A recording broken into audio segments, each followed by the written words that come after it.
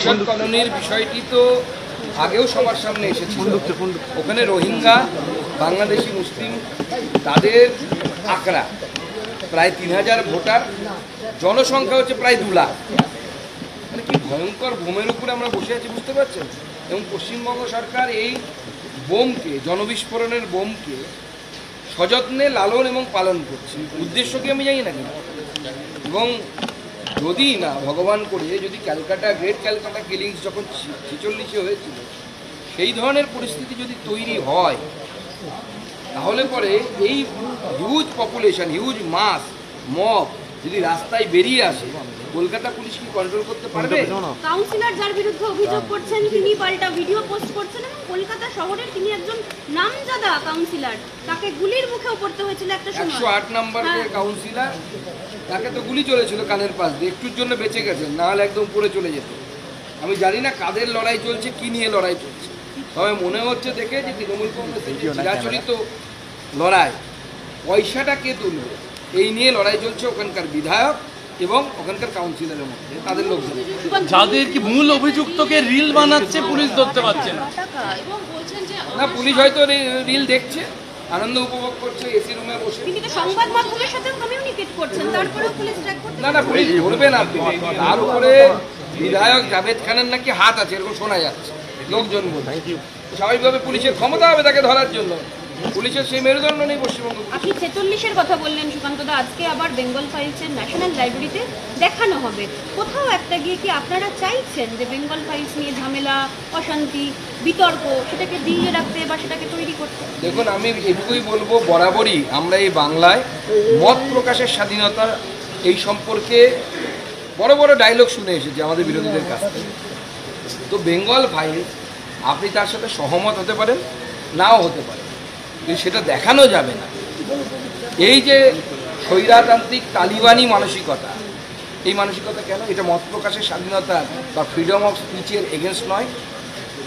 কেন্দ্রীয় শিক্ষা প্রতিমন্ত্রী যাচ্ছেন না, মণিপুর যাচ্ছেন না, রাহুল গান্ধী আবার সেটা নিয়ে মোদীজি যখন যাচ্ছেন সেটা নিয়ে কটাক্ষ করছেন। এদের গেলেও দোষ, না গেলেও দোষ, আমাদের বিরোধীরা এটাই করবে, আমরা জানি বিরোধীরা। এই যে যাদবপুর জেলায় বুথ এজেন্ট দিয়েছে তৃণমূল, সব জায়গাতেই দেবে। তলে তলে তো তারা এসআইআর এর প্রিপারেশন নিচ্ছে, আমরা তো প্রমাণ দেখিয়েছি আপনাদের। তারা তলে তলে এসআইআর এর সমস্ত প্রিপারেশন নিচ্ছে। তাদের উদ্দেশ্য হচ্ছে এসআইআরটা হবে, এসআইআরটাতে যতটা পরিমাণে জল ঢালা যায়। তবে আমি বলবো যে যেভাবে চেষ্টা হয়েছে, এই যে স্বাস্থ্যসাথী কার্ডকে প্রমাণ হিসেবে, নাগরিকত্বের প্রমাণ নাকি স্বাস্থ্যসাথী কার্ড, বাবা এটা যদি হয় তাহলে তো কুণাল ঘোষ সততার প্রতীক হয়ে যায়। তো এই জায়গা থেকে নির্বাচন কমিশন এসআইআরকে রক্ষা করবে, এটাই আমাদের হচ্ছে দাবি। কেন্দ্রীয় শিক্ষা প্রতিমন্ত্রীর কাছে আমার প্রশ্ন, যাদবপুর বিশ্ববিদ্যালয় বাংলার একটি প্রাইম ইনস্টিটিউট, হয়তো দেশেরও, সেই ধরনের জায়গায় বছরের পর বছর আবার একজন ছাত্রীর মৃত্যু হলো। এর আগে আমরা এক ছাত্রের র্যাগিং কাণ্ডের সামনে এসেছিল তথ্য।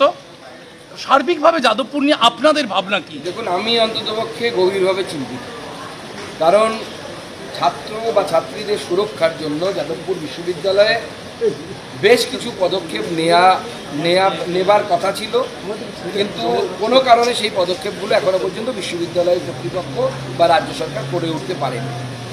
আমার যেটা মনে হয়, প্রথমত এই ধরনের পুকুরগুলো বা জলাশয় যেগুলো আছে সেগুলোকে ফেন্সিং দিয়ে ভালো করে ঘিরে দেওয়া দরকার, এবং সেখানে রাত্রিকালীন প্রবেশ আমার মতে নিষিদ্ধ হওয়া উচিত, বা হলে পরেও সেখানে পারমিশন নিয়ে কোনো ফেস্ট হতে পারে, কোনো আপত্তি নেই।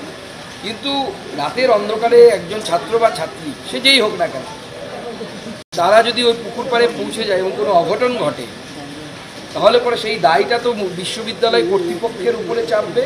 শুধু তাই নয়, যেহেতু এই শিক্ষা প্রতিষ্ঠানটি পশ্চিমবঙ্গের শুধু নয়, ভারতবর্ষের অন্যতম শ্রেষ্ঠ শিক্ষা প্রতিষ্ঠান হিসেবে পরিগণিত, স্বাভাবিকভাবে এই শিক্ষা প্রতিষ্ঠানের ছবি যদি খারাপ হয়, তাহলে আগামী দিনে ভারতবর্ষেরও আমার মনে হয় শিক্ষার ছবি খারাপ।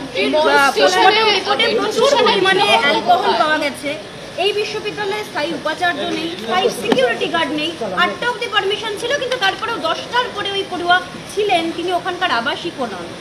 এখন অত্যন্ত চিন্তার বিষয়, আমাদের যুব সমাজ এত তাড়াতাড়ি এই অ্যাডিকশনগুলোর মধ্যে পড়ে যাচ্ছে, এর বাইরে আসার পথ খুঁজতে হবে, বোঝা উচিত।